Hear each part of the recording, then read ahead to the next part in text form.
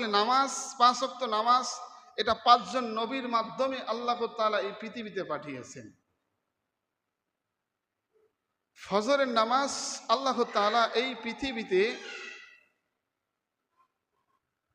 সর্বপ্রথম যেই নবীকে আল্লাহ তাআলা এই পৃথিবীতে প্রেরণ করেছেন, সৃষ্টি করেছেন, তিনি হইতেছেন আমাদের পিতা আদম আলাইহিস সালাতু ওয়াস সালাম। আদম আলাইহিস সালাতু ওয়াস সালাম যেই ভুল করেছিলেন, এই ভুল করার কারণে আল্লাহর কাছে ক্রন্দন করলেন, মাফ করলেন। রব্বানা যালামনা আনফুসানা ওয়া ইল্লাম তাগফির লানা ওয়া তারহামনা লানাকুলান্না মিনাল খাসিরিন। এই বাক্যটা, এই দোয়াটা আল্লাহ এত কবুল করেছেন, এই দোয়াটা আল্লাহ কোরআনের ভিতরে নোট করে দিয়েছেন। বলে সুবহান। আল্লাহর কাছে রব্বানা যালামনা আনফুসানা ওয়া ইল্লাম তাগফির লানা ওয়া তারহামনা লানাকুনান্না মিনাল খাসিরিন। ওগো আল্লাহ, আমি জুলুম করে ফেলেছি, অত্যাচার করে ফেলেছি, আমি নিজের উপরে জুলুম করেছি, তুমি মাফ করে দাও। আল্লাহ তাআলা আদম আলাইহিস সালাতু ওয়াস সালামকে মাফ করলো। তখন তিনি 2 রাকাত সালাত আদায় করলো। এই 2 রাকাত সালাত আল্লাহ এত কবুল করেছে, এত মঞ্জুর করেছেন।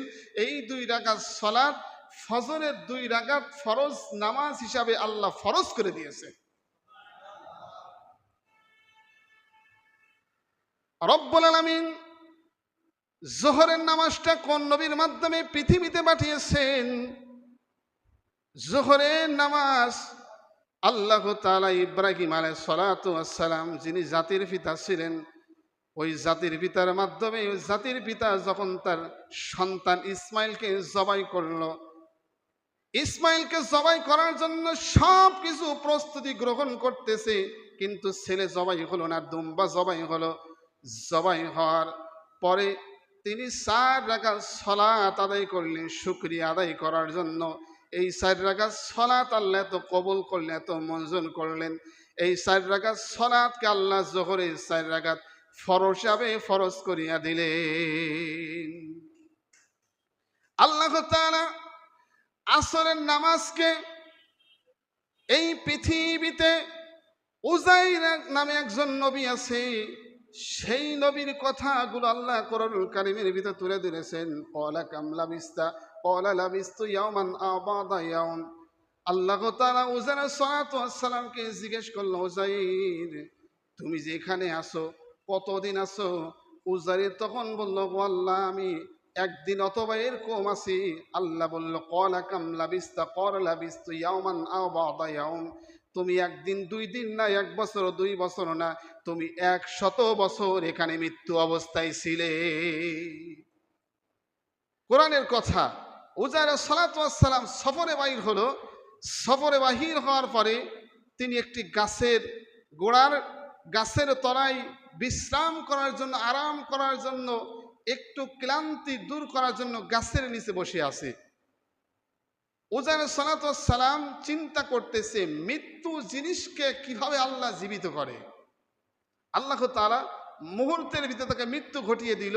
তার সাথে একটু ঘোড়া ছিল, এই ঘোড়াকে মৃত্যুবরণ করাইল। আল্লাহ তাআলা 100 বছর 100 বছর পর জীবিত করলো। 100 বছর জীবিত করার পরে আল্লাহ তাআলা উজাইরকে বলল, উজাইর তোমার ঘোড়ার দিকে তাকিয়ে দেখো। সে ঘোড়ার দিকে লক্ষ্য করলো, সেখানে হাড্ডি পড়ে আছে। আল্লাহ তাআলা বলল, উজাইর তোমার খাবারের দিকে তুমি লক্ষ্য করো। দেখতেছে যে আঙ্গুর নিয়েছিল, যে খাদ্য নিয়েছিল, এই খাদ্যগুলো এখনো পর্যন্ত তরুতাজা রেখে দিয়েছে। সুবহানাল্লাহ বললেন না? 100 বছরের ভিতরে তিনিও শেষ, তার ঘোড়াও শেষ, কিন্তু খাবারটা আল্লাহ মজবুত করে রেখে খাবারটা এখনো পর্যন্ত তাজা রেখে দিয়েছেন। আল্লাহ তাআলা উজাইরকে বলল, উজাইর তোমার ঘোড়ার দিকে তুমি লক্ষ্য করে দেখবে, তোমার ঘোড়াটা কিভাবে জীবিত হয়। সে ঘোড়ার দিকে লক্ষ্য করে দেখতেছে, হাড্ডিগুলো এক এক করে দাঁড়াইতেছে, এক একটা হাড্ডি আর একটা হাড্ডির সাথে জোড়া লাগতেছে। ওই হাড্ডির ভিতরে আল্লাহ গোস্ত দিল, পশম দিয়ে উজাইরকে বলল, দেখো তোমার ঘোড়াটা কিভাবে আমি জীবিত করেছি, এভাবেই আমি প্রত্যেকটি মানুষকে কাল কিয়ামতের ময়দানে জীবিত করব। ক্বালা কাম লাবিস্তা ক্বালা লাবিস্তু ইয়াওমান আও বা'দা ইয়াওম। উজাইর সালাতু ওয়াস সালাম 4 রাকাত সালাত আদায় করলো শুকরিয়া আদায় করার জন্য, যে আল্লাহ এত নিয়ামত এত কিছু দেখাইলো, ওই আল্লাহর জন্য 4 রাকাত সালাত আদায় করি। এই 4 রাকাত সালাত আল্লাহ এত কবুল করেছেন, 4 রাকাত সালাত আসরের 4 রাকাত ফরজ হিসাবে আল্লাহ দামি করে দিয়েছেন, সাব্যস্ত ফরজ করে দিয়েছেন। মাগরিবের নামাজ কোন নবীর মাধ্যমে আসলো? মাগরিবের নামাজটা খুবই আল্লাহর কাছে দামি। এই মাগরিবের 3 রাকাত ফরজ নামাজ হযরত দাউদ আলাইহিস সালাতু ওয়াস সালামের মাধ্যমে এই পৃথিবীতে আল্লাহ প্রেরণ করেছেন, নাজিল করেছেন। দাউদ আলাইহিস সালাতু ওয়াস সালাম ইনি অনেক বড় মাপের একজন নবী ছিল। তিনি যখন কোরআন তেলাওয়াত করত, কোরআন তেলাওয়াত শোনার জন্য সমুদ্রের মাছগুলো, নদীর মাছগুলো কিনারে এসে তার কোরআন তেলাওয়াত শোনা শুরু করত। তার কণ্ঠের ভিতরে আল্লাহ এত জাদু দিয়েছিল। আমাদের এই সোনার বাংলাদেশে বহুত কারি আছে, বহুত হাফেজ আছে, তাদের কোরআন তেলাওয়াত শুনতেই মন চাই, মনে হয় মধু বাহির হইতেছে, কথা ঠিক কিনা? এটা আল্লাহ প্রদত্ত একটি জিনিস, আল্লাহ এটি দিয়েছে তার ভিতরে, এই কণ্ঠ, এই মেধা, এই আকর্ষণ আল্লাহ তাআলা দিয়ে দিয়েছেন। এই জন্য দাউদ আলাইহিস সালাতু ওয়াস সালাম যখন কোরআন তেলাওয়াত করত, তখন মাছ এবং পাখিগুলো কোরআন তেলাওয়াত শোনার জন্য তার কাছে ভিড় করত, এক জায়গায় দলা হয়ে শোনা শুরু করত। দাউদ আলাইহিস সালাতু ওয়াস সালাম পেরেশান অবস্থায়, হতাশাগ্রস্ত অবস্থায় তিনি 4 রাকাত নামাজের নিয়ত করেছে, 4 রাকাত নামাজ আদায় করবে। কিন্তু তার শরীরটা দুর্বল ছিল, ক্লান্তি ছিল। যখন মানুষের শরীর দুর্বল থাকে, ক্লান্তি থাকে, মনের ভিতর ভালো লাগে না, তখন নামাজে দাঁড়ালে কয় রাকাত নামাজ পড়েছে মনে থাকে না, কথা ঠিক কিনা?